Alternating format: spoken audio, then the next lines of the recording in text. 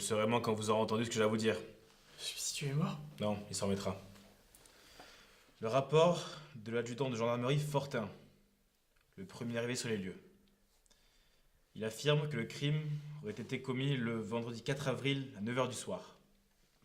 C'est précisément ce jour-là que vous êtes venu me voir quelques heures auparavant pour me dire que vous avez tué votre femme la veille, le jeudi. Qu'elle soit morte le jeudi ou vendredi, ça change rien pour elle. Pour moi, ça change tout.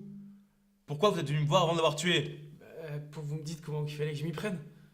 C'est vous qui étiez le mieux placé pour m'enseigner.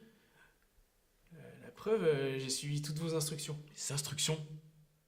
Bah oui, j'ai tout fait.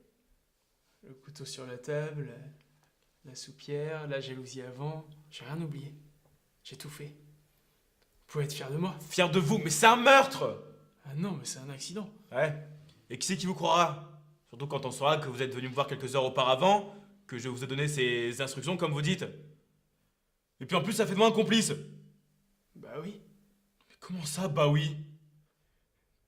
Quand je vous ai vu à la télévision, je me suis dit qu'avec cet homme-là comme avocat, j'étais sûr d'être acquitté.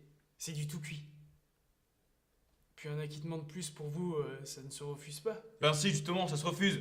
C'est trop immoral. Ah bon? Et vous trouvez ça moral de me faire tuer ma femme et puis après de me laisser guillotiner? Mais je vous ai jamais demandé de tuer votre femme. Ah bah quand même! Vous m'avez dit comment faire. C'est pareil, même peut-être pire. C'est insensé. De toute façon, j'ai pas tué ma femme. Je voulais le faire, mais au dernier moment, c'est elle qui a voulu m'enfoncer un couteau dans le ventre. Voilà, c'est pas moi! Bon. Parlons du poison alors. Les analyses montrent qu'il s'agit de strychnine, contenu dans un taupicide, le Tutop 10. C'est vous qui l'aviez acheté? Pourquoi faire? J'ai jamais vu la queue d'une taupe au paradis. Bon. Alors, si c'est votre femme qui l'a acheté, il faudra le prouver. Et puis, si elle se l'est procurée loin du village, comme c'est probable, ça va prendre du temps. Mais il était dans mon verre. Ça suffit pas? Malheureusement, ça prouve rien. Vous avez pu l'avoir placé là exprès pour accrédimenter les intentions criminelles de votre femme. Ah, c'est une bonne idée, ça. J'avais pas pensé. Prochaine fois. Bon, vous allez comparaître cet après-midi devant le juge d'instruction, M. Fringard. Je ne serai pas avec vous. Contentez-vous simplement de répondre à ces questions. D'ailleurs, il vous fera simplement part des faits qui vous sont reprochés. Ensuite, vous lui confirmerez officiellement que je serai votre défenseur. Mais ça, tout le monde le sait. Lui aussi, mais bon, que voulez-vous? Ce sont les devises de la procédure.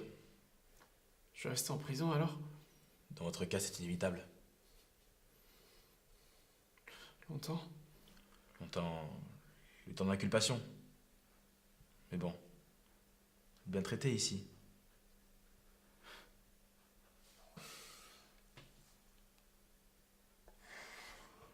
Ça va?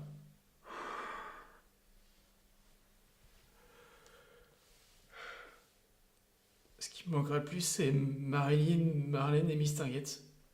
Pardon? Ce sont mes chèvres. Mais est-ce que je pourrais voir ma maîtresse?